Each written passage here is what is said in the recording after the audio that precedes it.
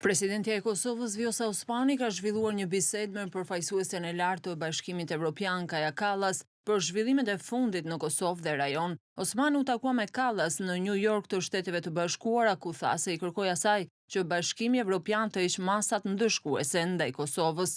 Integrimi i Kosovës në Bashkimin Evropian mbetet ndër prioritetet tona kryesore shtetërore. Në këtë frymë ritheksova domosdoshmërinë e heqjes së masave të padrejta të BE-s ndaj Kosovës, të cilat po i dëmtojnë të gjithë qytetarët tanë, pa përjashtim.